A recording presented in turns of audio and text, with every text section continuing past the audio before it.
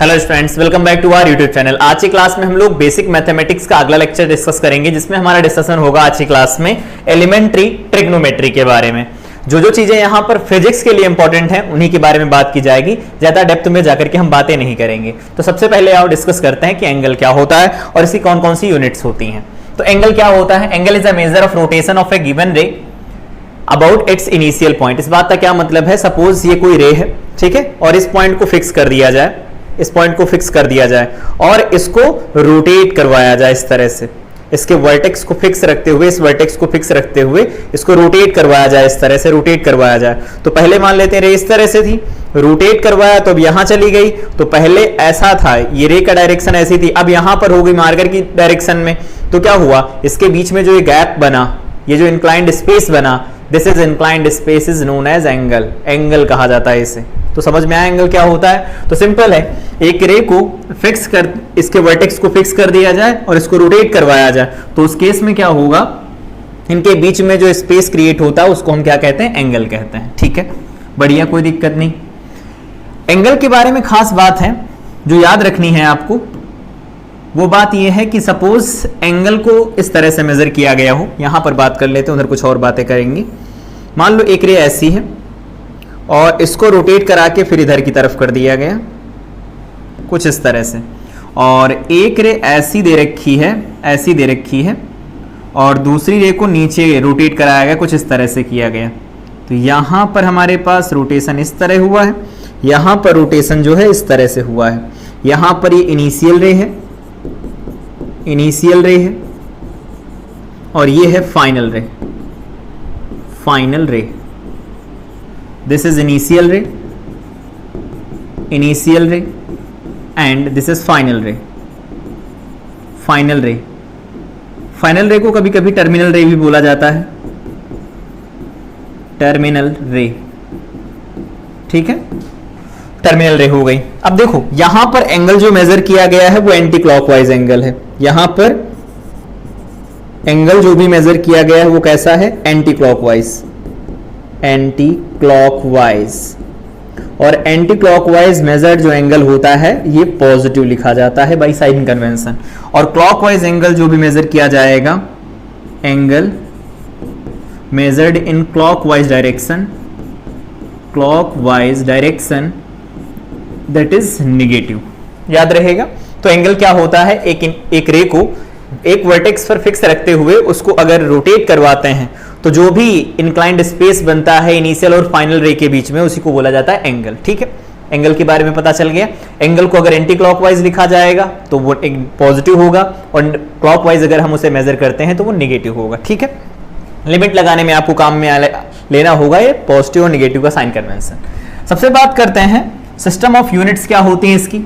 तो इसकी एक यूनिट होती है सेक्साडेसिमल,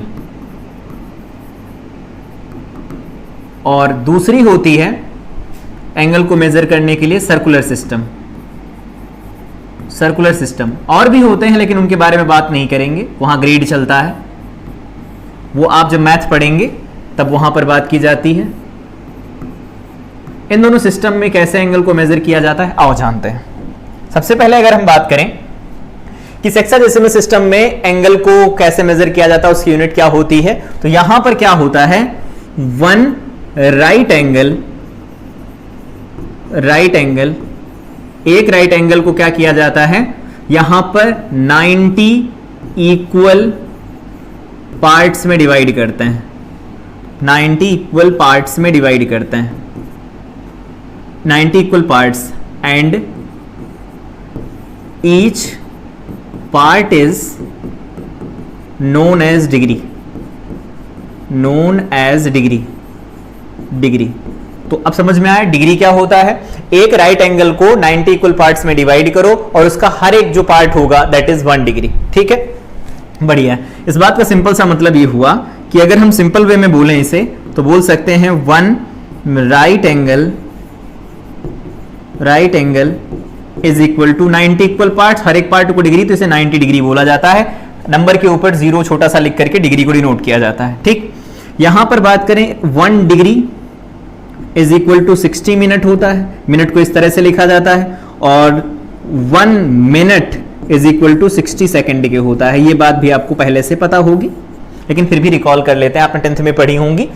नाम नहीं बताया जाते हैं सिस्टम के, लेकिन फिर भी कन्वर्जन सिखाया जाता है, तो अगर नहीं याद है तो एक बार रिकॉल कर लेते हैं। एक राइट एंगल को 90 इक्वल पार्ट्स में डिवाइड करेंगे, हर एक पार्ट को हम डिग्री बोलेंगे। साथ में एक राइट एंगल यहां पर हर एक पार्ट को अगर डिग्री बोला तो 90 इक्वल पार्ट्स के हुआ, इसका मतलब वो 90 डिग्री के बराबर हुआ। एक डिग्री 60 मिनट के बराबर होता है, और यहां पर देखोगे 1 मिनट 60 सेकंड के बराबर होता है। ठीक है, यहां पर एक उसके ऊपर एक लाइन है, इसका मतलब वो मिनट को डिनोट करता है, और डबल लाइन है, इसका मतलब वो सेकंड को डिनोट करता है। ठीक है, कोई दिक्कत नहीं। ये हो गया हेक्साडेसिमल में। सर्कुलर सिस्टम में क्या होता है आओ देख लेते हैं।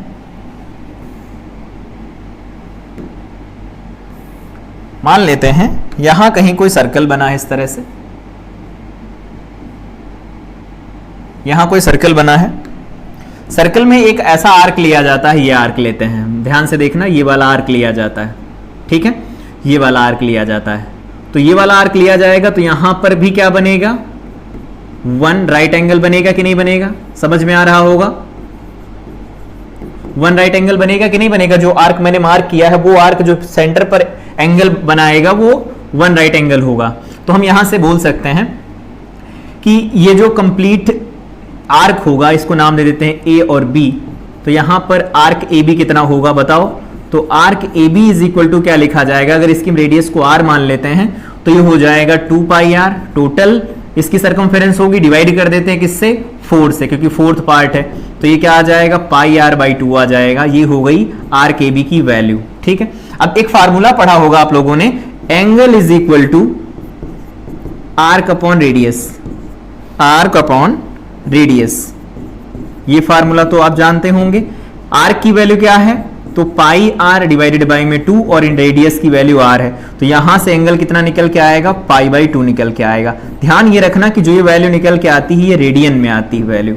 इसका सिंपल सा मतलब हुआ, हम वो एंगल निकाल रहे थे जो 1 राइट एंगल के बराबर है, तो यहां जो एंगल है वो किसके बराबर है, 1 राइट एंगल के बराबर है, और 1 right angle is equal to क्या हुआ, पाई बाई 2 रेडियन हुआ। तो इसका सिंपल सा मतलब हुआ कि अगर इन दोनों को रिलेट किया जाए तो कैसे रिलेट किया जा सकता है, तो बोल सकते हैं 90 डिग्री इज इक्वल टू, ये क्या निकल के आया है, पाई बाई 2 रेडियन, रेडियन।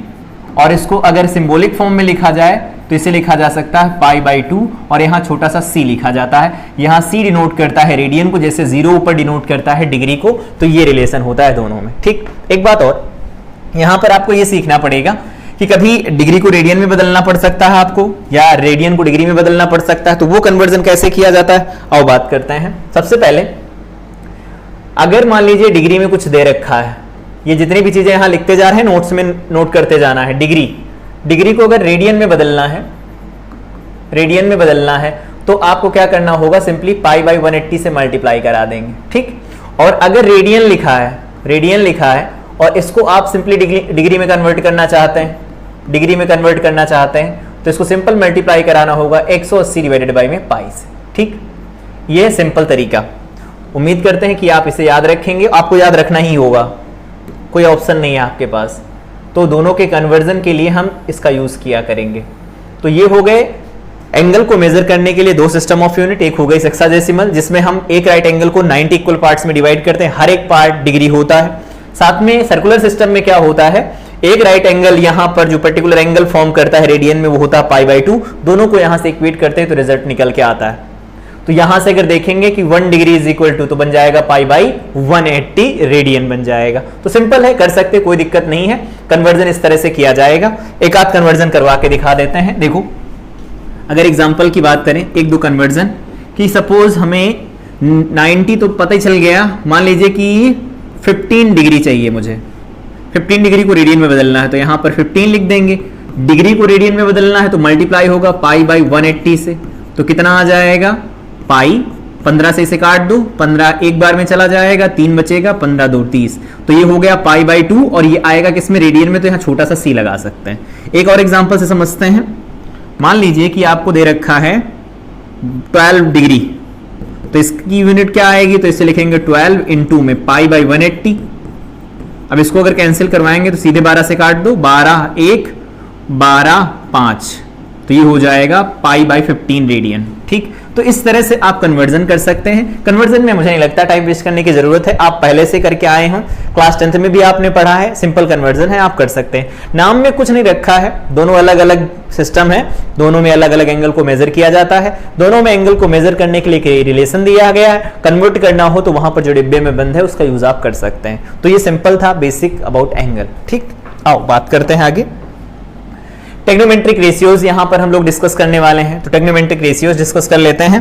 यहां पर ऐसा नहीं है कि अगर डिग्री में है तो रेडियन में बदल सकते हैं, किसी और में भी दिया है तो भी आप बदल सकते हैं। जैसे मान लीजिए यहां लिखा गया π/4 रेडियन, तो ये π/4 लिखा है, इसको अगर आपको डिग्री में बदलना तो क्या होगा, 180/π से बदल लीजिए, ये कितना आ जाएगा, तो देखो 45 डिग्री आ जाएगा। कैसे, पाई से पाई को कैंसिल कराओ, 4 चौक 16, 4 पंचे 20, 45 डिग्री आ जाएगा। तो ऐसा नहीं है, बदल सकते हैं, डिग्री को रेडियन में, रेडियन को डिग्री में बदल सकते हैं। यहां पर टेक्नोमेट्रिक रेशियोज के बारे में हमें बात करनी है। तो सबसे पहले आओ एक राइट एंगल ट्रायंगल बनाते हैं, राइट एंगल ट्रायंगल बना लेते हैं। राइट एंगल ट्रायंगल बना लिया गया। और टेक्नोमेट्रिक रेशियोज कितने होते हैं ये आप लोगों को पहले से पता होंगे।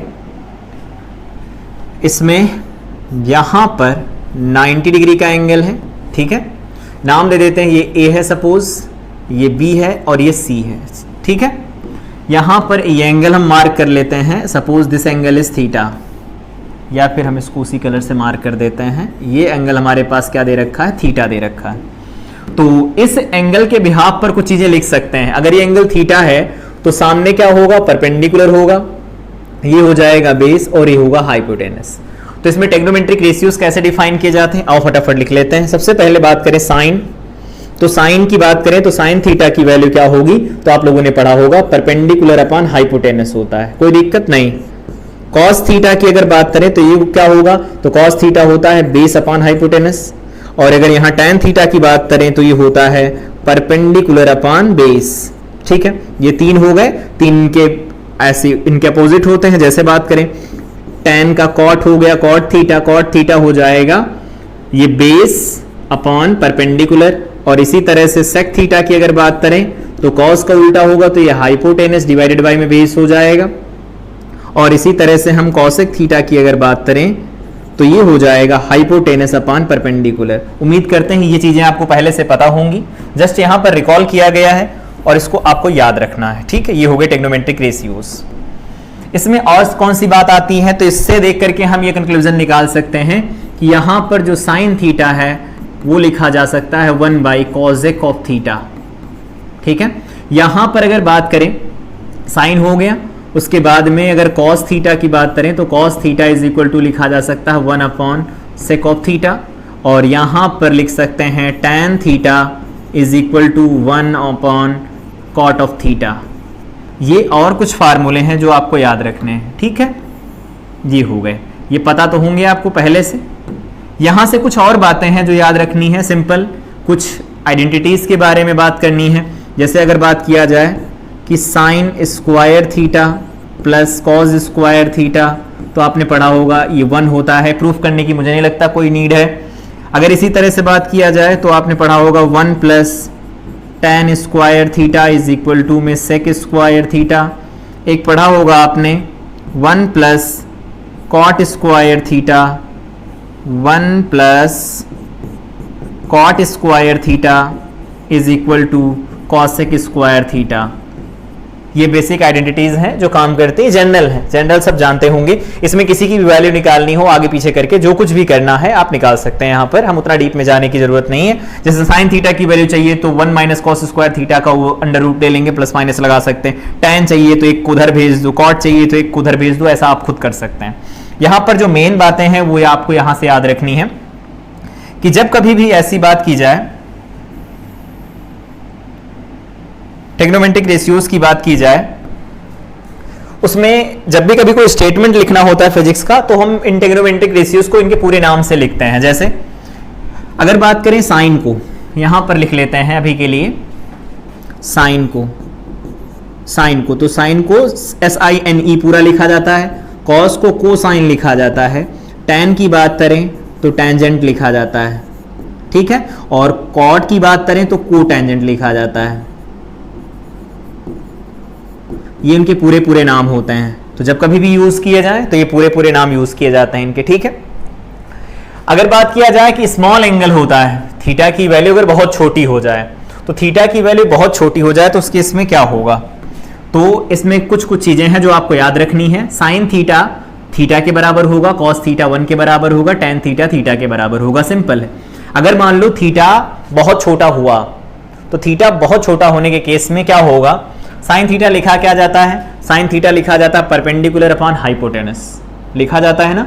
तो परपेंडिकुलर अपॉन हाइपोटेनस जब लिखा जाएगा तो थीटा अगर बहुत छोटा होगा तो उस केस में क्या लिखा जा सकता है, जो ट्रायंगल है, ट्रायंगल का जो परपेंडिकुलर होगा वो एक आर्क बनेगा, वो भी छोटा सा आर्क बनेगा, तो उस केस में हम उसे थीटा डायरेक्ट लिख पाया करेंगे।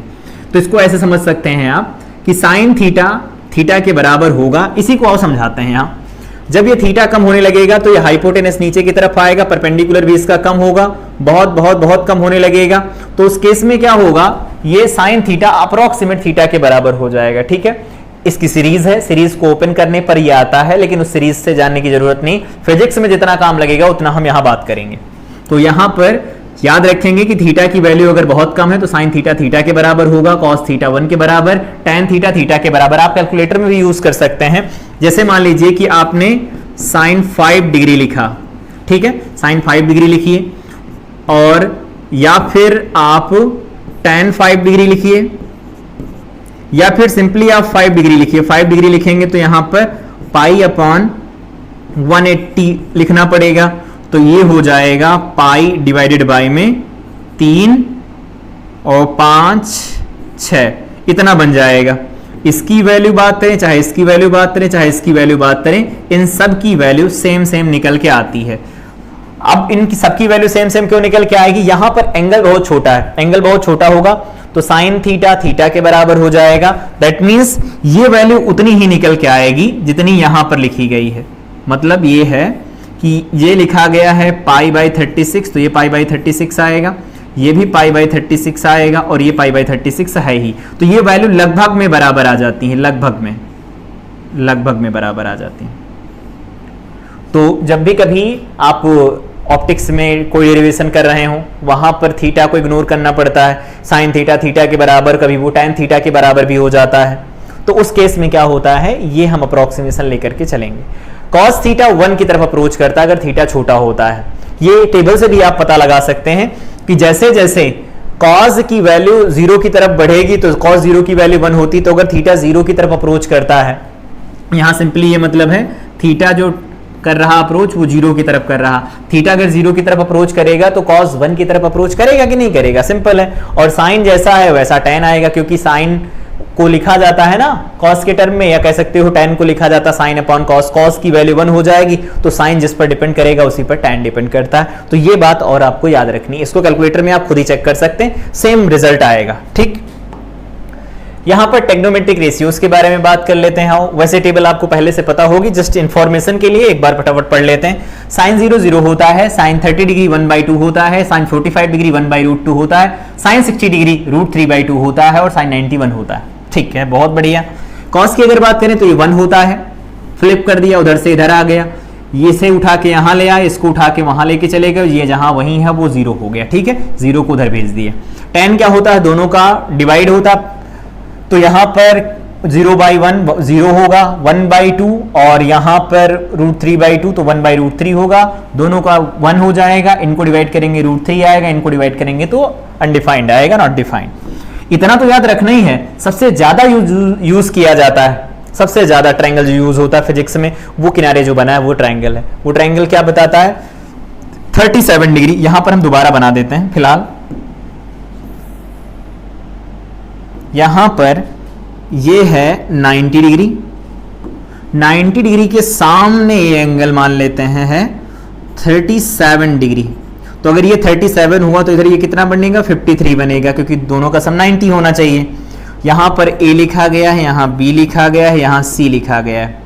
तो इसमें याद क्या रखना है, ये बनता है 3 4 5, 3 4 5 का ट्रिपलेट यहां बनता है, ये ट्रिपलेट बनेगा। और इस ट्रिपलेट में 3 जो होता है वो स्मॉलेस्ट एंगल के सामने होता है, स्मॉलेस्ट एंगल के सामने होता है, ठीक है। और जो 5 होता है वो हाइपोटेनस बनेगा।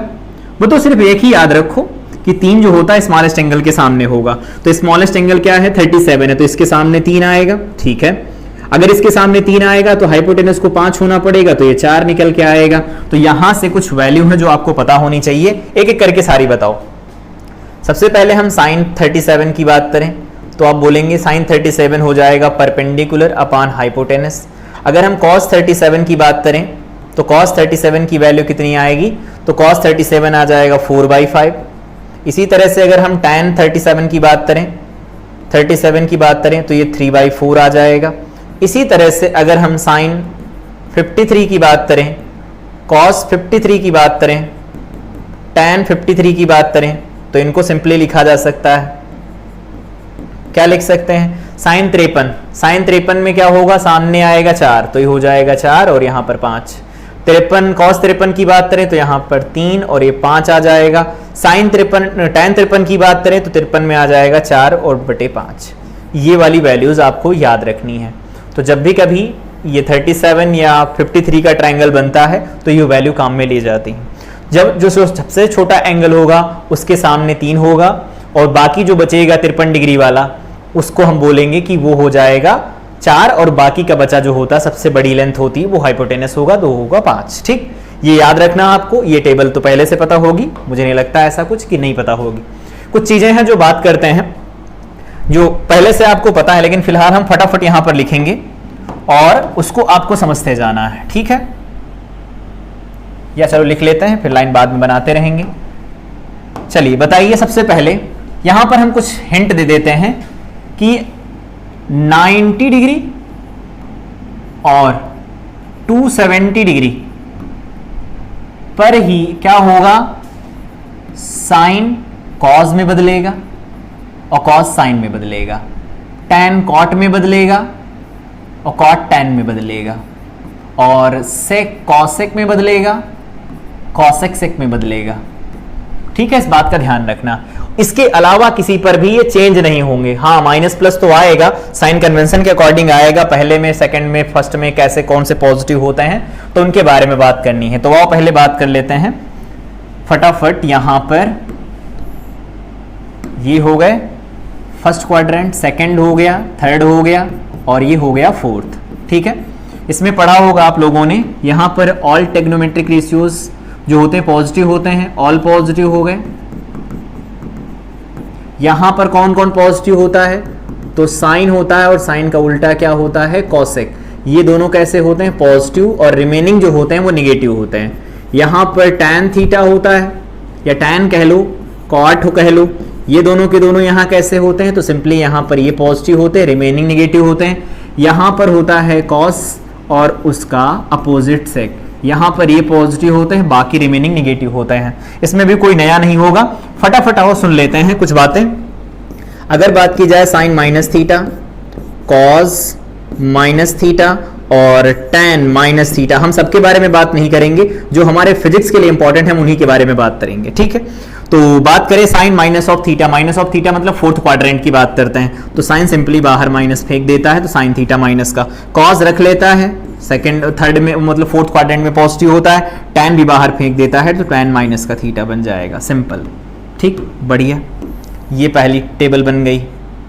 इसी तरह से अब पहले क्वाड्रेंट से लिखना शुरू करते हैं।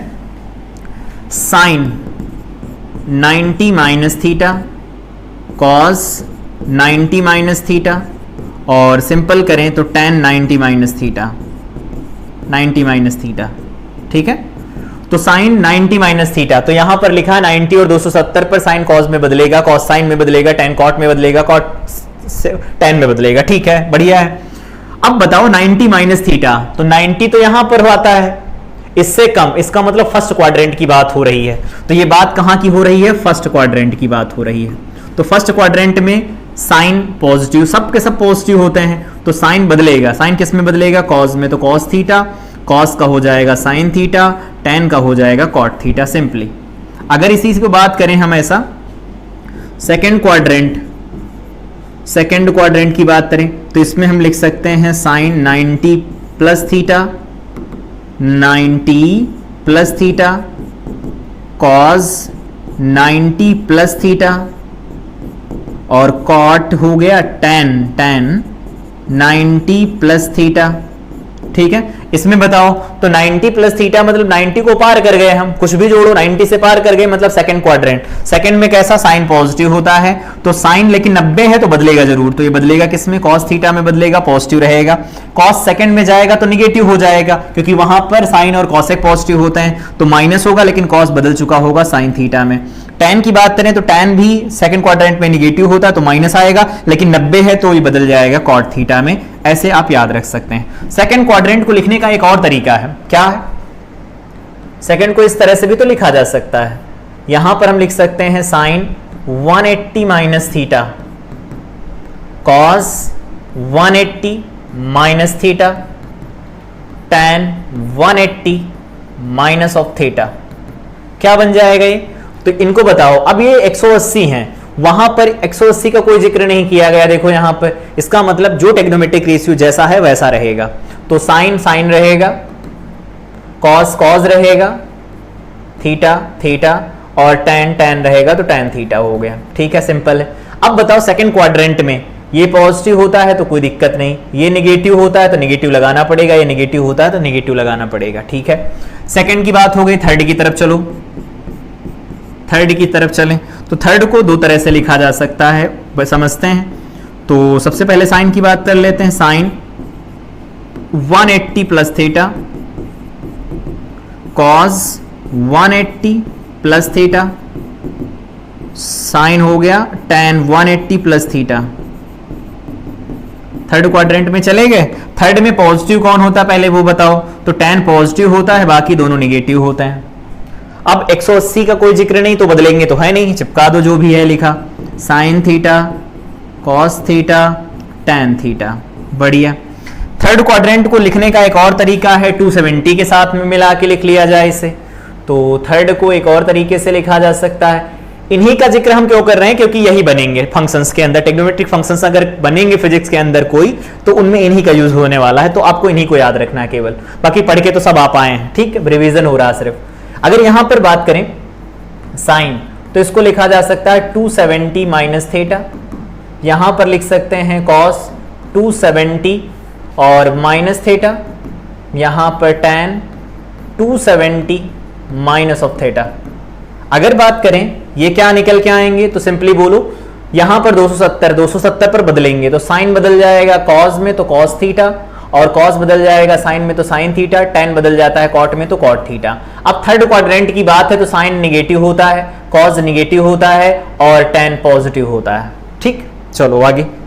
एक और तरीका है, कुछ रह गया लिखने के लिए, तो थर्ड को दो तरह से लिख लिया गया, सेकंड को दो तरह से लिख लिया गया, फर्स्ट को नहीं लिखा गया दो तरह से, तो आप फर्स्ट को भी दोबारा लिख लेते हैं। फर्स्ट को और कैसे लिखा जा सकता है, sine 360 degree plus theta, cos 360 degree plus theta और tan 360 डिग्री प्लस थीटा। एक चक्कर पूरा हो गया, दोबारा से हम पहले क्वाड्रेंट में आ जाएंगे।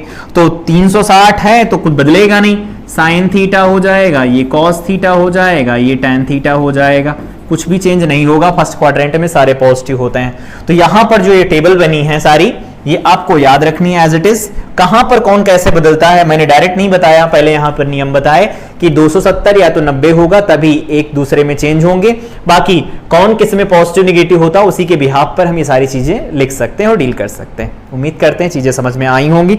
आओ कुछ इंपॉर्टेंट फार्मूला के बारे में बात करते हैं। सबसे पहले बात करें अगर साइन ए प्लस बी, तो साइन ए प्लस बी का फार्मूला होता है sign A cos B plus cos A sine B. Simple formula है, आपको याद रखना है इसे। ठीक, अगर बात करें यहां पर साइन ए माइनस बी, तो ये हो जाएगा साइन ए, जैसे ऊपर लिखा वैसे लिख दो, प्लस की जगह माइनस लगा दो, बाकी सब कुछ सेम रहेगा। बढ़िया, इन दोनों में कोई दिक्कत नहीं। कॉस का जो बिहेवियर होता है हर समय गड़बड़ रहता है। ये क्या होगा, ये कॉस ए प्लस बी लिखना है तो ये होगा कॉस ए कॉस बी और साइन ए साइन बी। इस वाले में भी लिख लो cos A cos B sign A sine B.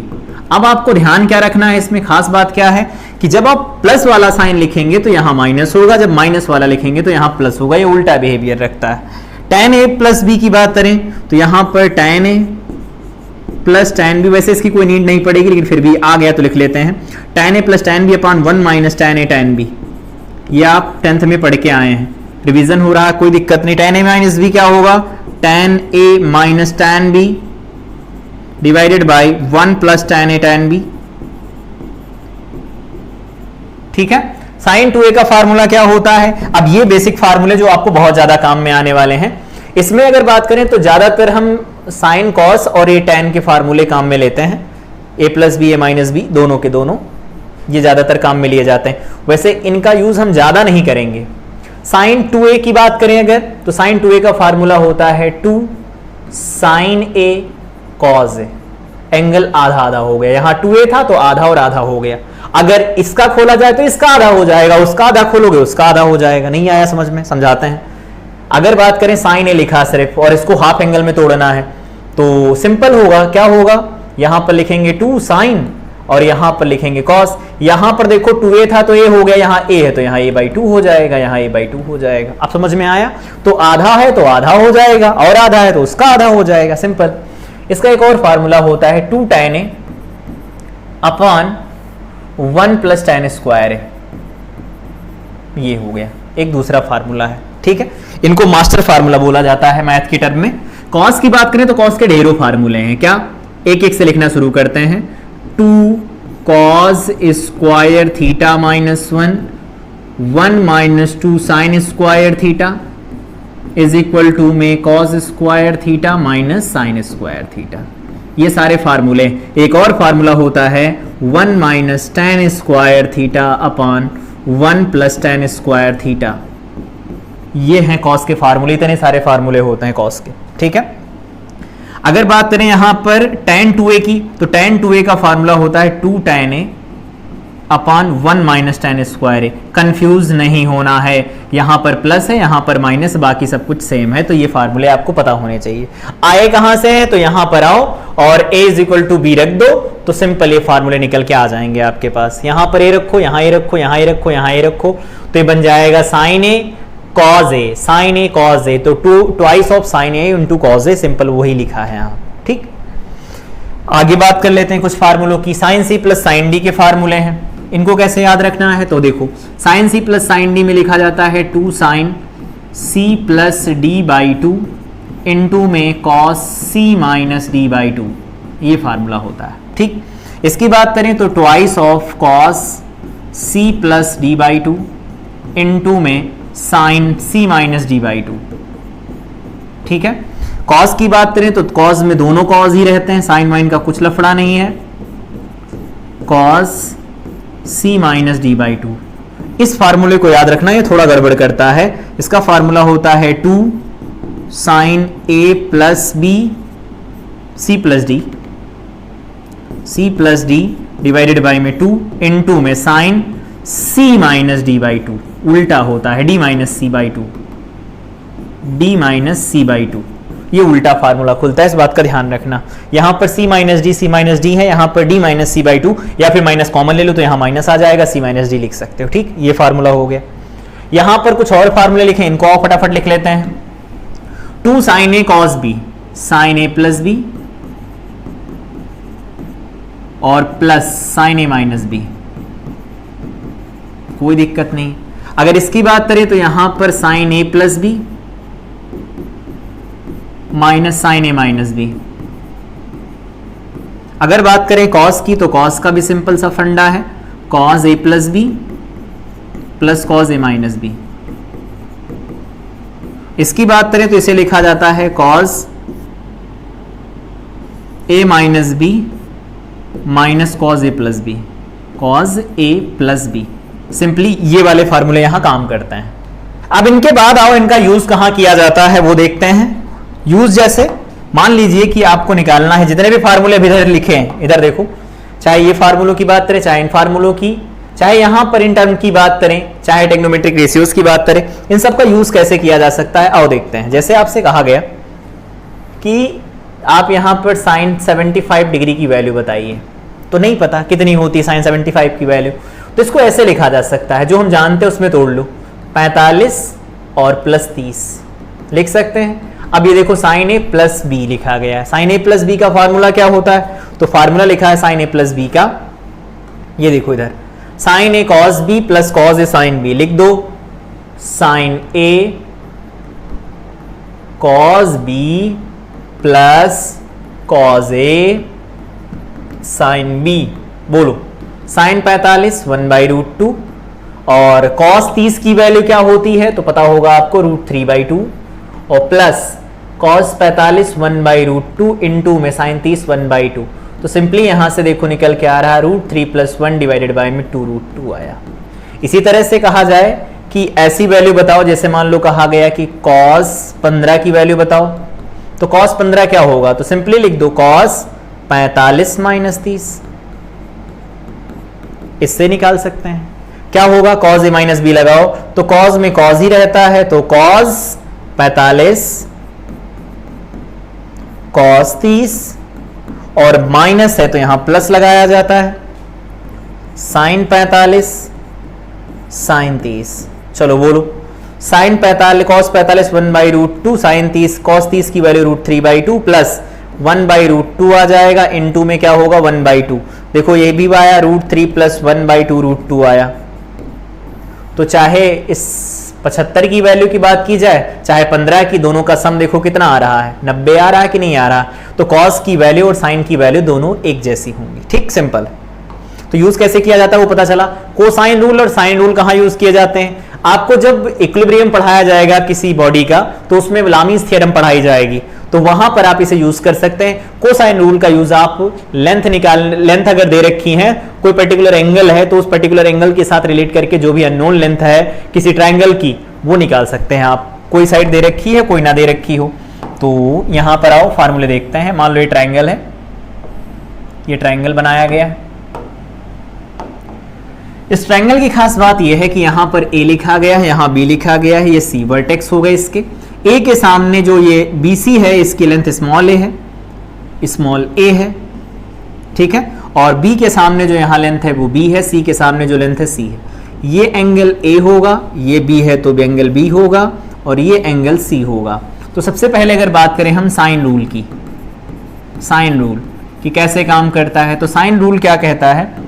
ये कहता है sine A/A is equal to में साइन B/B और plus sine is equal to sine capital C/C। ये आपस में इक्वल होते हैं, ये है साइन रूल। जो भी एंगल है और उनकी रेस्पेक्टिव साइड का रेशियो जो होता है वो कांस्टेंट रहता है, दैट इज साइन रूल। ठीक, कोसाइन रूल क्या कहता है? कोसाइन रूल क्या कहता है? थोड़ा अलग रूल है। क्या है ये समझाते हैं। जैसे मान लीजिए आप बात करना चाहते हैं कॉज ए के बारे में, तो क्या होता है? साइकिल देखिए ABC ऐसे आता है, तो A से बात शुरू हुई तो A को छोड़ो, B से शुरुआत करो, तो यहां पर हो जाएगा B² + C², जो यहां है उसकी साइड का स्क्वायर माइनस में कर दो, फिर डिवाइडेड बाय, तो B² + C² - A² divided B और C यहां पर मल्टीप्लाई करा दो, 2 लगा दो। इसी तरह से cos B लिख करके देखो, cos B क्या आएगा? तो B है ना, तो B के बाद क्या आता है? C, तो C², C के बाद क्या आता है? A आता है, तो A², और फिर आएगा कौन सा रह गया? B, तो -B² डिवाइडेड बाय में इन दोनों का प्रोडक्ट CA और यहाँ पर 2 होगा।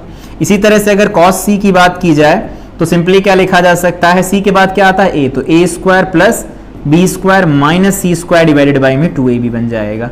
This is cosine rule. तो कोसाइन रूल इस तरह से डील करता है और साइन रूल इस तरह से डील करता है। अगर मान लो ट्रायंगल का कोई एंगल दे रखा, बाकी की साइड दे रखी, कोई एक साइड अननोन है, तो हम वहां कोसाइन रूल लगाएंगे। और कुछ ऐसा केस बन रहा होता है कि जब रेस्पेक्टिव साइड्स हमें दे रखी हों या एंगल दे रखे हों, तो उनमें कोई अननोन हो तो निकालना हो, तो हम उसमें साइन रूल का यूज किया करेंगे।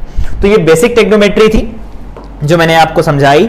बेसिक ट्रिग्नोमेट्री में आपको कम से कम इतनी चीजें जरूर याद रखनी है। सबसे पहले हम लोगों ने बात किया, दोबारा रिकॉल कर लेते हैं।